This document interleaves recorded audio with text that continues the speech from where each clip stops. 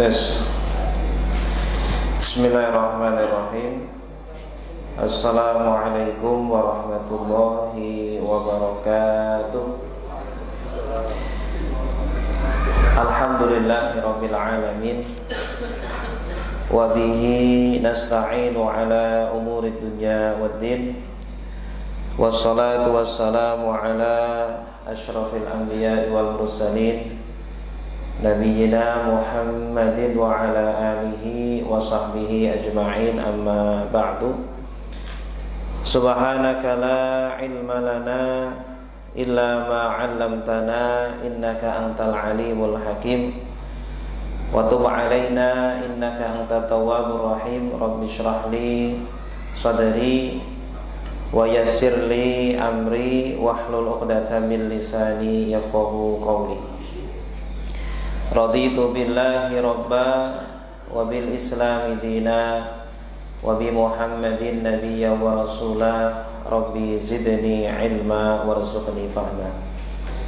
Bismillahilladzi la yadurru ma'asmihi syai'un fil ardi wa la fis sama'i wa huwa sami'ul alim. Nawaitu ta'lima wa ta'alluma wa tadhkira wa tadhakura wan naf'a wal intifa'a wal hatha 'ala tamassuki bi kitabillahi wa sunnati rasulih wa ibtigha'a wajhillahi ta'ala. Jamaah salat maghrib, bapak-bapak, ibu-ibu, kaum muslimin muslimat, sholihin sholihat, mu'takifin mu'takifat, yang semoga semua dari kita selalu diberikan kesehatan, selalu diberikan keberkahan, selalu diberikan kebahagiaan dan ketenangan. Amin ya rabbal alamin. Alhamdulillah, kita setelah 2 bulan lebih tidak berjumpa karena terputus dengan bulan Ramadan dan juga Idul Fitri. Semoga Allah Subhanahu wa taala menerima ibadah-ibadah kita. Semoga Allah mengampuni dosa-dosa kita. Semoga Allah menjadikan kita termasuk hamba-hambanya yang mendapatkan kemenangan, yang mendapatkan surga dan ridha dari Allah Subhanahu wa ta'ala. Amin ya rabbal alamin. Kami juga meminta maaf atas segala kesalahan, ucapan ataupun tindak tanduk yang kurang berkenan. Minal aidin wal faizin, mohon maaf lahir dan batin. Bapak Ibu yang dimuliakan Allah, insyaallah pada malam hari ini kita akan melanjutkan kajian kitab Al-Kabair tentang dosa-dosa besar karangan Al-Imam Syamsuddin Az-Zahabi rahimahullahu taala. Dosa besar yang ke-29 adalah an yaqtulal insan nafsahu, atau membunuh. Dosa besar membunuh manusia, baik yang dibunuh orang lain ataupun yang dibunuh diri sendiri, Ini termasuk dosa besar. Bahkan dalam sebuah hadis, Rasulullah sallallahu alaihi wasallam mengsejajarkan dosa besar membunuh ini dengan syirik, dengan perbuatan menyekutukan Allah Subhanahu wa taala, dengan perbuatan sihir, di mana perbuatan syirik ini tidak diampuni oleh Allah Subhanahu wa taala. Tidak ada kesempatan bagi pelakunya untuk mendapatkan ampunan dari Allah, untuk bisa dikeluarkan dari neraka. Na'udzubillahi min dzalik. Nah, dosa besar membunuh ini juga bisa menjadikan orang kekal di neraka, yaitu ketika kita melakukannya dan menghalalkan perbuatan tersebut, menganggap bahwa membunuh orang lain ataupun membunuh diri sendiri ini adalah halal, ini adalah boleh, ini kan tubuh saya, ini kan badan saya, ya udah saya bunuh saja. Nah, ini kalau dia berkeyakinan itu adalah halal, maka menjadikan dosa tersebut sejajar dengan dosa syirik, menjadikan dia mukhallad finnar atau dikekalkan di dalam neraka. Bapak Ibu yang dimuliakan Allah, apa definisi dari membunuh? Para ulama memberikan definisi, di antaranya adalah dalam kitab Mughnil Muhtaj. Beliau memberi definisi adalah al-fi'lu al-muzhiqu lin-nafsi awil mumit, yaitu segala perbuatan yang bisa menghilangkan nyawa, ya, atau yang bisa mematikan, baik itu dengan sajam, senjata tajam, atau juga dengan racun, ya, atau juga dengan sihir, atau perbuatan apapun yang bisa menyebabkan kematian, gitu. Kemudian pembunuhan ini para ulama memberikan hukum, ya, ada 5 hukum membunuh seorang. Jadi tidak semuanya haram, ya. Perlu kita perinci bagaimana kondisinya, karena pembunuhan ada yang kita membunuh orang memang sengaja, ada dendam. Ada juga membunuh orang tidak disengaja, ya. Mungkin karena kecelakaan atau karena salah dalam pekerjaan. Ada membunuh orang karena kisos. Nah, maka perlu kita memperinci hukum-hukumnya. Membunuh orang yang pertama hukumnya adalah haram, ya, dan bisa menyebabkan dia kekal di dalam neraka. Dalilnya adalah surah Al-Isra ayat 33. A'udzu billahi minasyaitonir rajim. Bismillahirrahmanirrahim. Wala taqtulun nafsallati haramallahu illa bil haqq. Ya, dan janganlah kalian membunuh jiwa, membunuh nyawa yang telah Allah haramkan, kecuali dengan alasan yang benar, ya, dengan alasan yang diperbolehkan dalam syariat.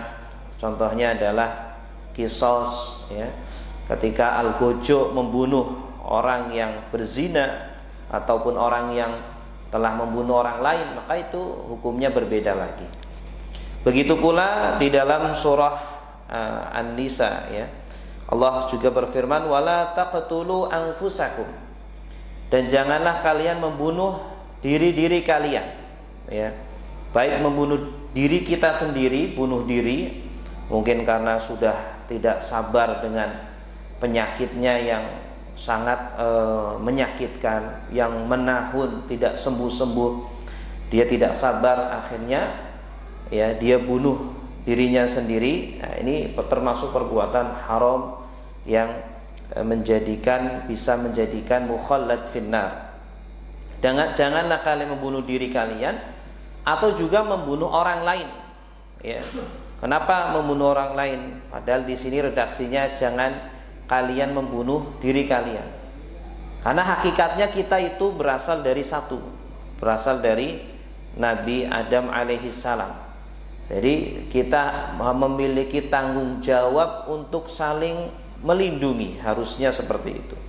Kita berasal dari ayah yang satu, berasal dari ibu yang satu. Ketika kita membunuh sesama manusia, itu sama seperti kita membunuh diri kita sendiri. Ketika kita menganiaya orang lain, sama saja seperti menganiaya diri kita sendiri. Maka di sini redaksinya pun Al-Quran menggunakan wala taqtulu anfusakum, dan janganlah kalian membunuh diri-diri kalian, artinya saudara-saudara kalian yang kalian berasal dari satu ayah atau satu ibu. Innallaha kana bikum rahima, sesungguhnya Allah Subhanahu wa taala sangat penyayang kepada kalian semuanya.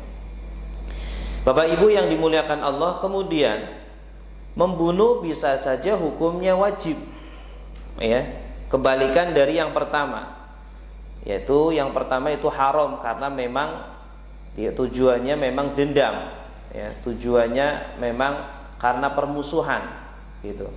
Nah, ini wajib, yaitu ketika apa? Ketika dalam kondisi kisos misalnya, ya, atau dalam kondisi peperangan, ya, ada orang yang kita sedang berperang, ya, maka membunuh orang-orang kafir ini hukumnya adalah wajib. Kalau tidak kita bunuh, maka mereka yang akan membunuh kita.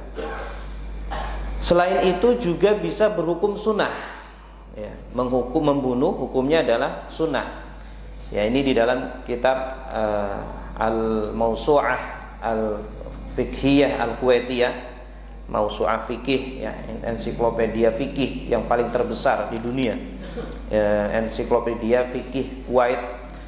Hukum membunuh ini bisa berhukum sunnah, yaitu ketika kita berada di dalam perang, kemudian ada anggota keluarga kita yang masih kafir, ya, kita perang, kemudian ternyata keluarga kita, mungkin bapak kita atau kakak atau adik kita, paman kita masih kafir, ya. Kemudian kita berhadapan dengan mereka, ya. Kemudian dia juga mencaci Allah dan mencaci Rasulullah secara terang-terangan. Maka ketika itu hukumnya adalah sunnah, ya. Hukumnya adalah sunnah. Kemudian yang keempat, bisa menjadi makruh, ya.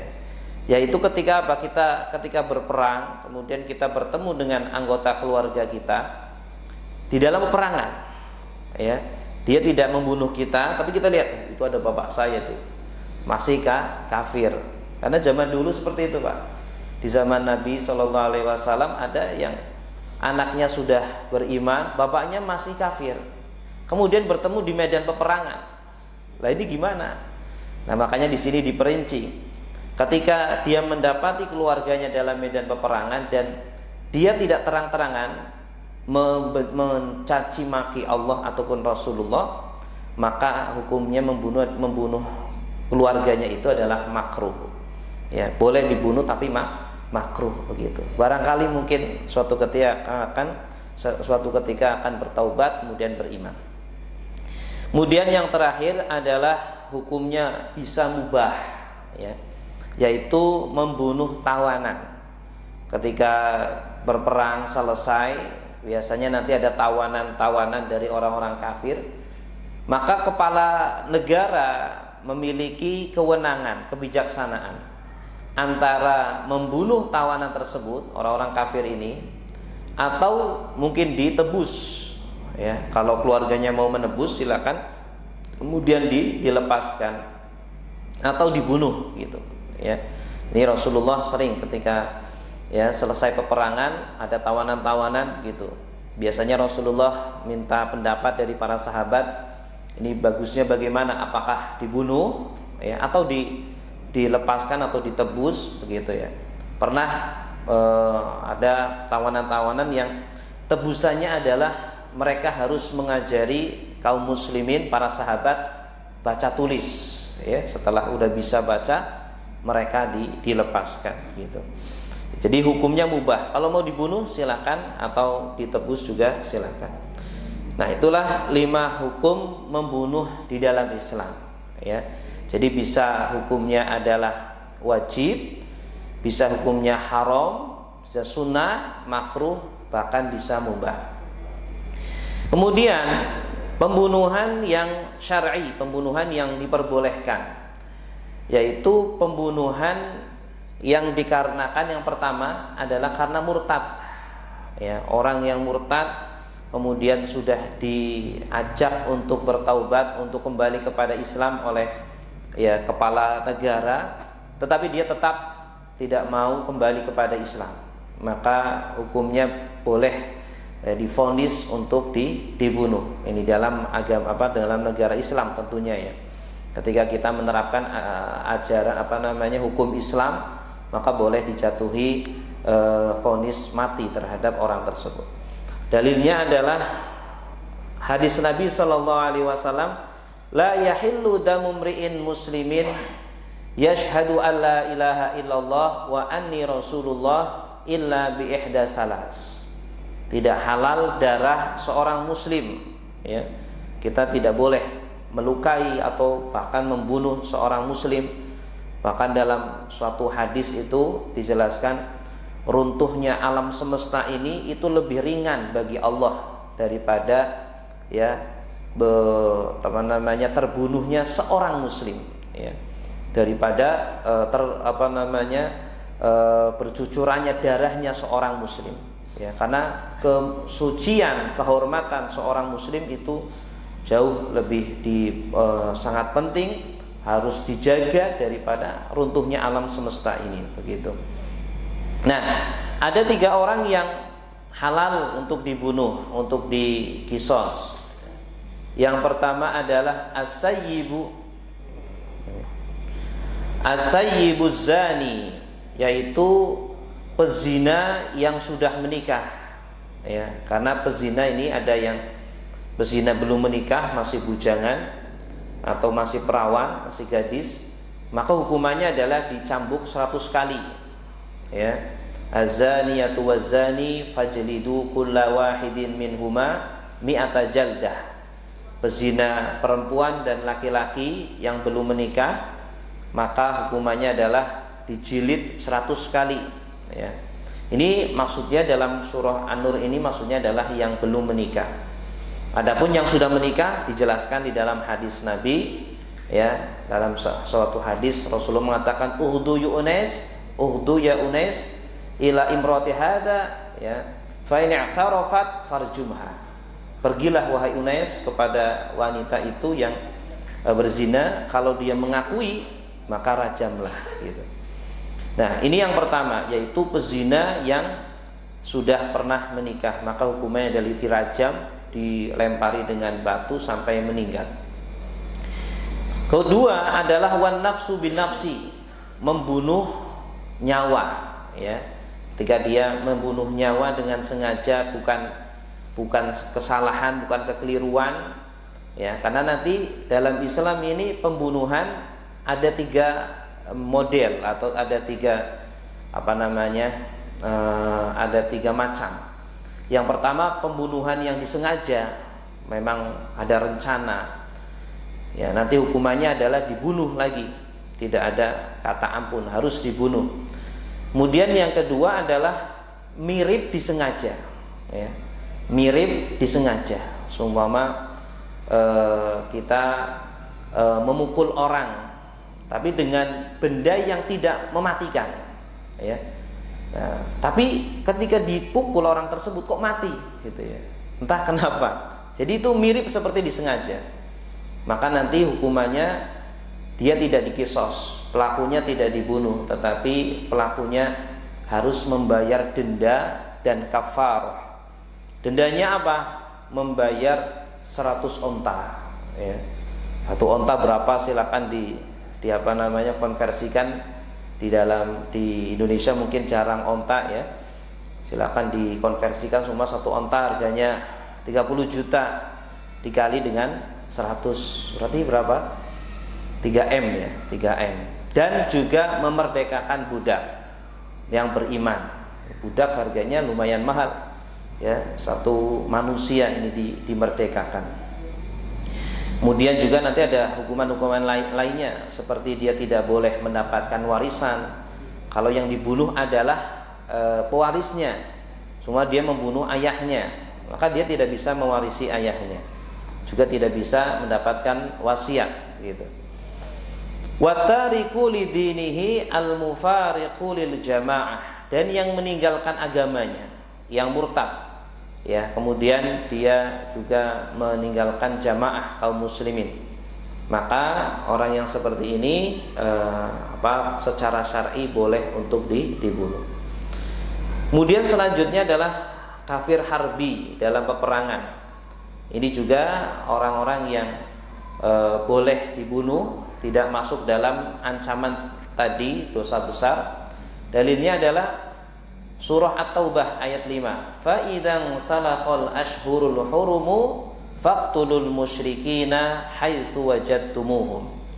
Ya, maka apabila sudah habis bulan-bulan hurum, ya, bulan-bulan haram, bulan yang tidak boleh untuk berperang, ya, seperti Muharram, Dzulqa'dah, Dzulhijjah, ya, Rajab, ini bulan-bulan yang diharamkan untuk berperang. Nah, ketika sudah keluar dari bulan-bulan hurum tersebut, faqtulul musyrikin, silakan kalian bunuh musyrikin, yaitu kafir-kafir harbi, ya, kafir yang terang-terangan memerangi kita.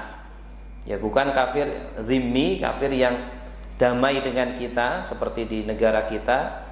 Ya, mereka tidak memerangi kita, maka haram, tidak boleh kita membunuh mereka. Adapun yang secara terang-terangan, ya, di Palestina, di Israel mereka membunuhi kaum muslimin, mereka lah kafir harbi yang boleh, ya, yang darahnya halal untuk ditumpahkan. Kemudian selanjutnya adalah kisos, ya. Tadi sudah masuk dalam hadis tadi. Dalilnya adalah ya ayyuhalladzina amanu kutiba alaikumul qisas. Wahai orang-orang yang beriman, diwajibkan atas kalian untuk melakukan qisas, balasan yang sepadan. Ketika dia membunuh, maka dibunuh lagi. Ya, ini qisas. Fil qatla, dalam pembunuhan. Al-hurru bil hurri, orang yang merdeka sepadan dengan orang yang merdeka. Wal abdu bil abdi, hamba dengan hamba. Wal unsa bil unsa, dan wanita dengan wanita. Ini menurut jumhur ulama itu harus sepadan. Jadi ketika seorang yang merdeka membunuh orang merdeka, dia harus dibunuh lagi karena sepadan. Tapi kalau tidak sepadan, seumpama orang merdeka membunuh budak, maka orang merdekanya tidak boleh dikisos karena tidak sepadan. Sebagaimana ayat ini, al-hurru bil hurri, ya. Tetapi bukan berarti dia bebas tanpa ada tanggungan. Dia tetap harus membayar diat dan membayar kafarah, seperti itu. Ya, dan juga al-abdu bil abdi wal unsa bil unsa, wanita dengan wanita. Namun ini, pendapat ini kemudian dibantah oleh madhab Hanafiyah yang mengatakan bahwa ayat ini sudah dinasakh, ya, sudah dihapus, sudah diganti dengan qisas secara umum. Jadi tidak memandang apakah dia merdeka atau tidak, tapi semuanya sama, ya, antara yang merdeka atau yang budak, laki-laki dan perempuan, begitu. Kemudian termasuk yang boleh dibunuh adalah para begal, para penyamun, orang-orang yang, ya, menghadang di jalan, kemudian membawa senjata, kemudian bahkan mau membunuh kita, kemudian mengambil harta kita, ya, para pembegal-pembegal itu hukumannya sangat keras sekali, lebih dari pembunuhan biasa. Sebagaimana di dalam surah Al-Maidah, Allah Subhanahu wa taala berfirman, "Innama jazaa'ul ladzina yuharibuna Allaha wa rasulahu wa yas'auna fil ardi fasada ay yuqattalu aw yusallabu aw tuqatta'a aydihim wa arjuluhum min khilaf aw yunfa'u minal ard." Ya, sesungguhnya balasan bagi orang-orang yang memerangi Allah dan Rasulnya dan mereka berbuat kerusakan di muka bumi ini, ya, maksudnya mereka melakukan begal. Dahulu di zaman Nabi banyak sekali. Biasanya ketika mereka sedang melakukan perjalanan untuk perdagangan, ya, biasanya di gurun-gurun pasir, ya, mereka menghadang para pedagang, para saudagar itu, kemudian bahkan sampai membunuh, mengambil hartanya, begitu. Makanya ini sangat diperangi. Balasannya apa? Mereka dibunuh, an yuqattalu, bahkan disalib. Tidak hanya dibunuh kemudian dikubur, tetapi juga disalib, ya. Atau tuqatta'a aydihim, atau dipotong tangannya, wa arjuluhum, dan juga kaki-kakinya. Baik, Bapak Ibu yang dimuliakan Allah, inilah macam-macam pembunuhan yang dibolehkan di dalam syariat, ya. Jadi, pembunuhan yang syar'i, pembunuhan yang tidak masuk dalam dosa besar ini, ya. Yang masuk dalam dosa besar ini adalah pembunuhan yang dilakukan dengan sengaja, ya. Sebagaimana dalam surah Al-Isra tadi dijelaskan, wala taqtulun nafsal lati harramallahu illa bil haqq, dan janganlah kalian membunuh nyawa, jangan membunuh manusia, ya, kecuali dengan alasan yang dibenarkan. Dalam hadis Nabi juga, Nabi SAW secara keras sekali menyebutkan 7 dosa yang bisa menghancurkan kita semuanya, ya. Tidak hanya hancur dunianya saja, akhirat kita, ya. sangat hancur disebabkan karena 7 dosa itu, sehingga Nabi pun menyebutnya al-mubiqat, ya. Seolah-olah udah hancur itu agama kita, sudah tidak ada harapan lagi. Hadis riwayat Abu Hurairah radhiyallahu anhu anin Nabi sallallahu alaihi wasallam, ijtanibu as-sab'a al-mubiqat, ya. Jauhilah 7 perkara yang menghancurkan kita semuanya. Dosa itu, ya, dosa itu berbahaya, tetapi ini dosa yang bisa menghancurkan agama kita. Seolah-olah tidak ada harapan lagi, ya, dalam agama kita. Yang pertama adalah asyirku billah, mensekutukan Allah Subhanahu wa taala. Ya, tidak hanya menyembah selain Allah ketika kita mensekutukan. Ya, ketika kita main dukun, ketika kita minta pertolongan kepada jin, kepada iblis, begitu, ya. Wasihru, kemudian yang kedua adalah sihir. Ini karena mungkin dendam, karena cinta ditolak, dukun bertindak. Akhirnya dia main dukun. Ini juga termasuk dosa besar yang disejajarkan oleh Nabi dengan perbuatan syirik yang tidak diampuni oleh Allah, ya. Wa qatlun nafsi, dan yang ketiga adalah membunuh jiwa, membunuh nyawa, allati harramallahu illa bil haq, membunuh jiwa yang diharamkan oleh Allah kecuali dengan disebabkan alasan yang dibenarkan. Contohnya tadi yang sudah kita sebutkan seperti para pezina muhsan atau begal dan seterusnya. Kemudian yang keempat adalah wa aklur riba, ya. Ini juga sangat membinasakan diri kita, terutama agama kita. Ya, terkadang juga ada orang yang bermuamalah dengan riba, dunianya pun hancur, begitu, ya. Dunianya pun hancur, apalagi agamanya. Wa aklu malil yatim, kemudian makan harta anak yatim. Wa tawalli yaumaz zahfi, lari pada medan perang. Ketika perang nggak boleh kita lari, harus terus maju, ya, harus terus maju. Nah, ketika dia lari dalam medan perang, nah ini termasuk dosa besar. Wa qadful muhsanatil ghafilatil mu'minat, menuduh wanita yang baik-baik, wanita yang mukmin, yang suci, ya, dituduh sebagai wanita yang berzina, ya, atau disebut dengan qadzaf. Ini hukumannya juga sangat besar. Baik, Bapak Ibu yang dimuliakan Allah, inilah tentang dalil-dalil keharaman perbuatan membunuh jiwa. Jadi ini termasuk dosa yang terbesar, ya, yang sangat membinasakan diri kita. Berikutnya di sini kami akan menjelaskan tentang macam-macam pembunuhan. Seperti tadi yang sudah kita jelaskan. Jadi jumhur ulama membagi pembunuhan menjadi 3. Ya. Ini kira-kira yang masuk dalam dosa besar ini yang mana, ya, sehingga kita tidak sembarang memvonis, oh ini membunuh berarti ini pasti masuk neraka atau dosanya dosa besar. Nah, ini ternyata para ulama, jumhur ulama membagi pembunuhan itu menjadi 3 macam, ya, 3 macam. Yang pertama adalah qatlul amdi, membunuh dengan disengaja. Memang ada rencana, ya, memang dia menggunakan alat-alat yang bisa mematikan, ya. Kemudian juga dia ada rencana untuk membunuh itu. Yang kedua adalah qatlu shibhil amdi, membunuh mirip sengaja, ya, membunuh mirip sengaja. Jadi gambarannya itu dia memukul, memukul orang, sengaja memukul, tetapi dengan alat-alat yang tidak membunuh, ya, dengan alat yang tidak mematikan. Nah, ternyata orangnya mati, padahal biasanya kalau alat itu kayu semua, dipukulkan kepada orang yang normal itu nggak mati, tapi ternyata mati, bisa mematikan.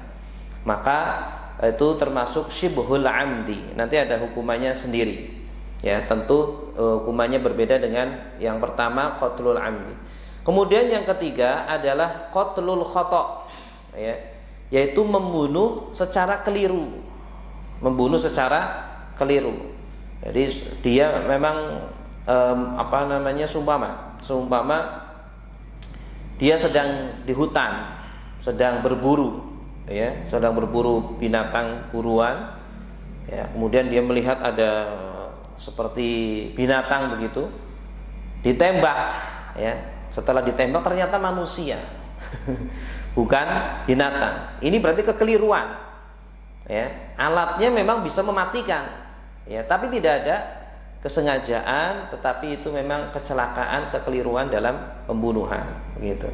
Ya, mungkin sekarang bisa disamakan dengan semua kecelakaan, ya, yang tidak ada kesengajaan, tidak ada motif memang untuk membunuh orang tersebut. Mungkin ini bisa dinamakan, bisa dimasukkan dalam qatlul khata' atau membunuh karena sebab kesalahan atau kekeliruan.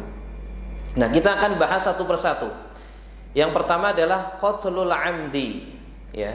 Para ulama mendefinisikan qatlul amdi ini adalah qasdul fi'li wasyakhsi bima yaqtulu qat'an aw ghaliban, yaitu pembunuhan yang bertujuan untuk melakukan tindakan pembunuhan. Jadi memang ada niat, ada tujuan, dan ditujukan kepada orang tertentu dengan menggunakan benda yang khusus untuk membunuh.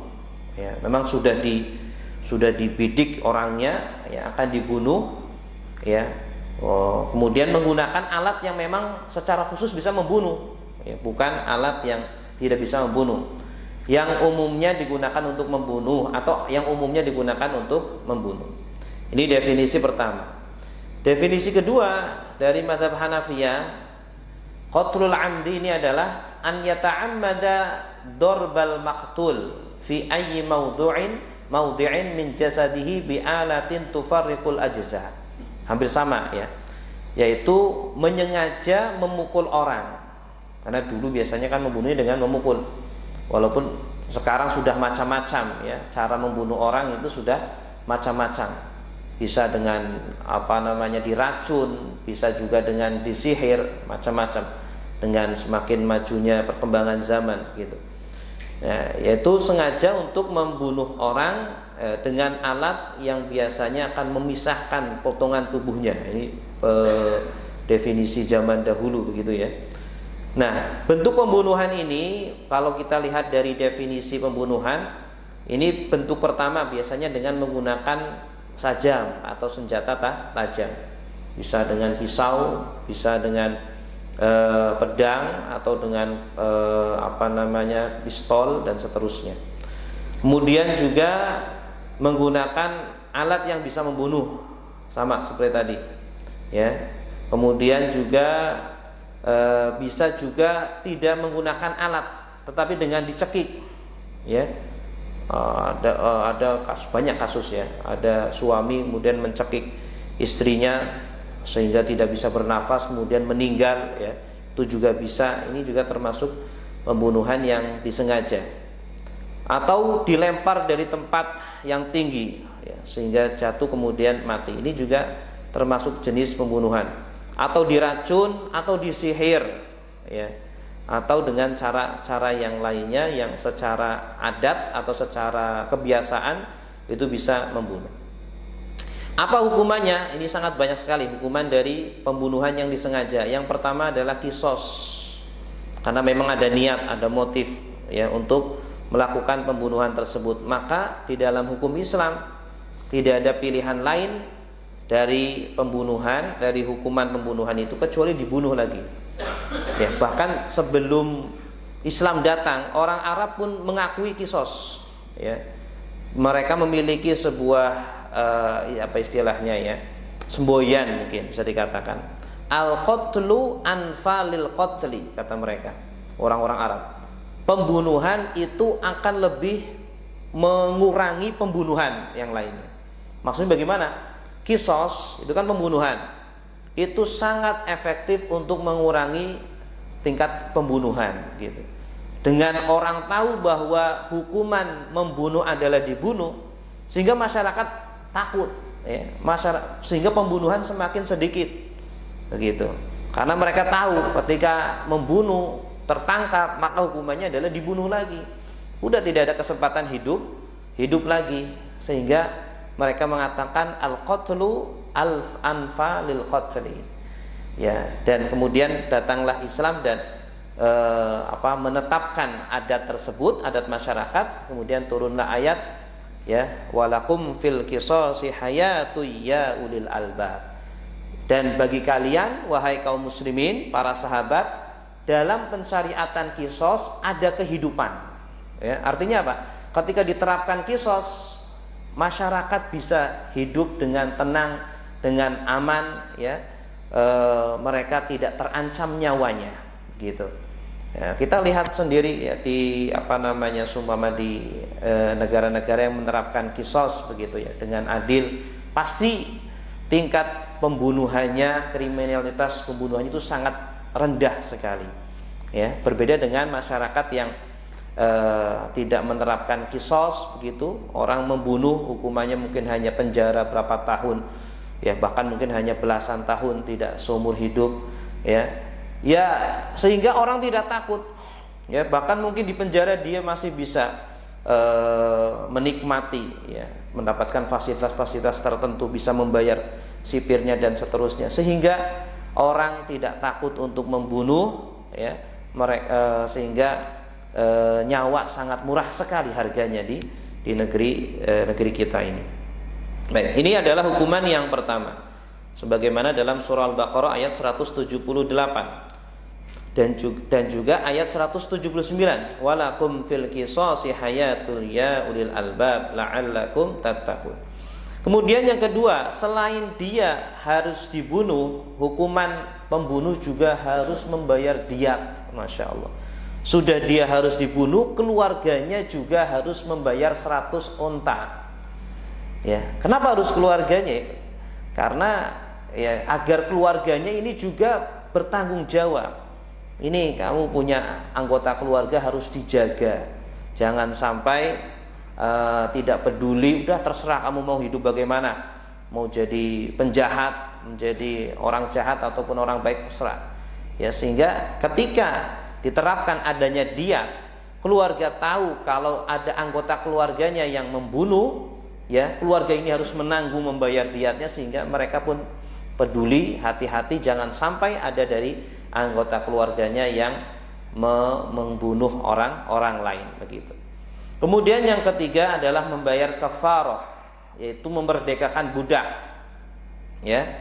Nah, ini juga mahal juga budak ya. Manusia harus dimerdekakan ya. Mungkin kalau sekarang dirupiahkan bisa sampai lebih ya dari 1 miliar atau 2 miliar begitu ya. Ya, itu hukumannya. Kemudian yang keempat, diharamkan darinya menerima harta wasiat. Tidak boleh anggota keluarganya ini memberikan wasiat kepada orang tersebut, terutama dari orang yang terbunuh. Semua dia membunuh bapaknya. Ya, bapaknya ini kan harusnya ketika mati, ketika wafat akan mewariskan kepada anaknya. Karena anaknya ini membunuh, maka dia tidak mendapatkan wasiat. Ya.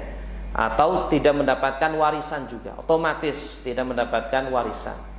Bahkan ini bagi pembunuh yang sengaja dan juga yang tidak disengaja, ya, ataupun pembunuhan yang keliru.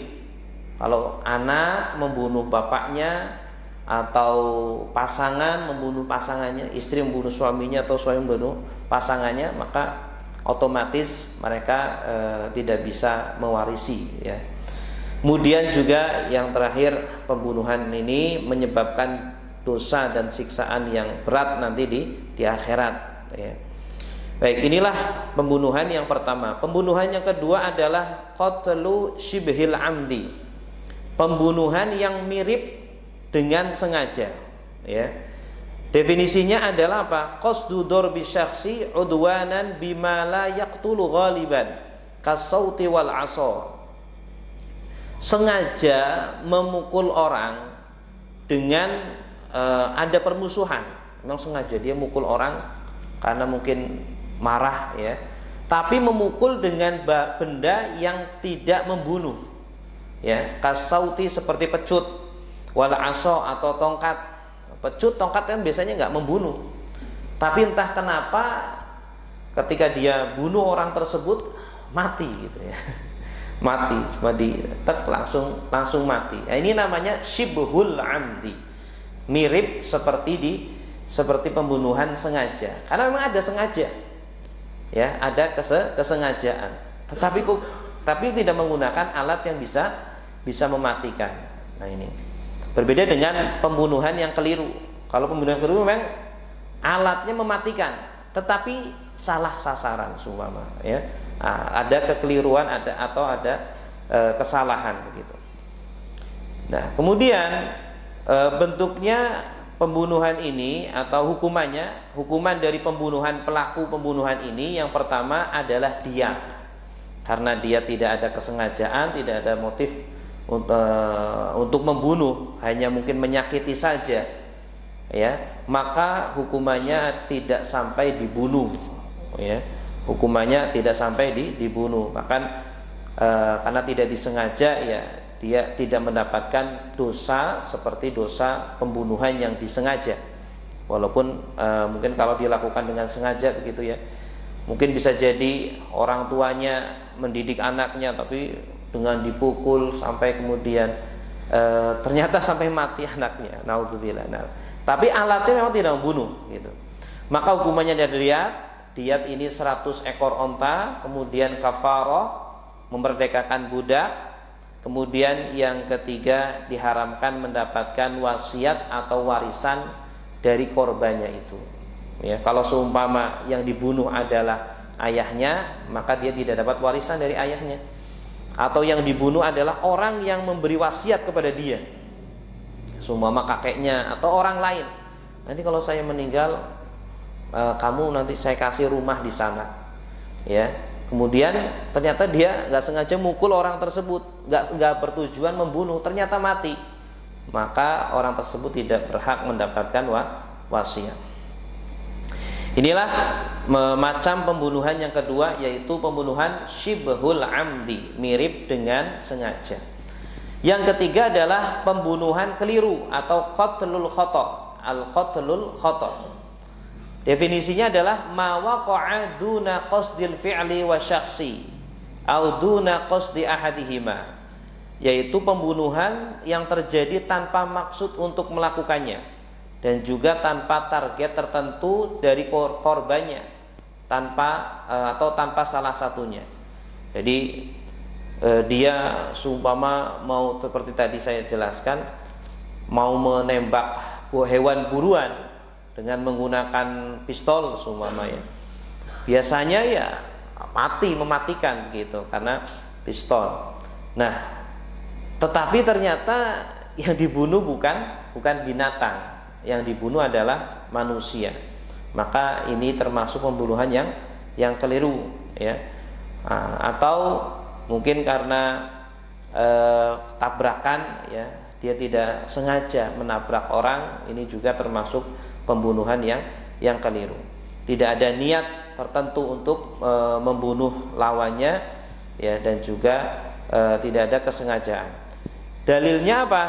Ya, dalilnya adalah wa makana li mu'minin an yaqtula mu'minan illa khata'a, dan tidak bolehlah seorang mukmin membunuh mukmin yang lainnya kecuali khata'a, kecuali karena keliru. Kalau keliru salah itu tidak apa-apa, tetapi ada hukumannya. Wa man qatala mu'minan khata'an fatahriru raqabatin mu'minatin wadiyatun musallamatun ila ahlihi. Barang siapa yang membunuh seorang mukmin dengan secara keliru, maka hukumannya adalah memerdekakan budak, membayar kafarah, wadiyatun musallamatun ila ahlihi, dan membayar diyat 100 ekor onta diberikan kepada keluarganya, ya, sebagai pelipur lara untuk menghilangkan kesedihannya. Dia dikasih diyat 100 ekor onta dari keluarga yang membunuh tersebut, gitu. Pembunuhan inilah macam yang kedua dari macam pembunuhan. Bapak Ibu yang dimuliakan Allah, inilah macam-macam pembunuhan, ya. Jadi kalau kita lihat di buku ini, di kitab ini, maka yang dimaksud, ya, yang masuk dalam dosa besar yang ke-29 ini adalah yang membunuh dengan secara disengaja karena ada dendam, karena ada permusuhan, dan memang ada niat untuk menghilangkan nyawa seseorang, ya, atau membunuh diri sendiri karena memang sudah tidak sabar, ya, dengan penyakit yang dideritanya, kemudian ingin segera lepas dari dunia ini, kemudian dia membunuh diri sendiri. Ini juga termasuk dosa besar, ya, bisa jadi mengekalkan dia di neraka kalau dia menghalalkan perbuatan tersebut. Tetapi kalau dia meyakini itu adalah haram, tetapi karena dorongan nafsunya tidak kuat dengan derita yang dia timpa, maka hukumnya adalah haram. Dia bisa jadi dimaafkan oleh Allah, bisa jadi juga dimasukkan ke neraka, kemudian diangkat dan dimasukkan ke dalam surga, ya. Baik Bapak Ibu yang dimuliakan Allah, demikian yang bisa kami sampaikan. Semoga bermanfaat bagi kita semuanya, fid din wa dunya wal akhirah. Semoga kita diberikan panjang umur, kesehatan untuk menyimak kajian-kajian berikutnya. Amin ya rabbal alamin. Kita akhiri dengan doa kafaratul majlis. Subhanakallahumma wa bihamdika asyhadu an la ilaha illa anta astaghfiruka wa atubu ilaik. Wassalamualaikum warahmatullahi wabarakatuh.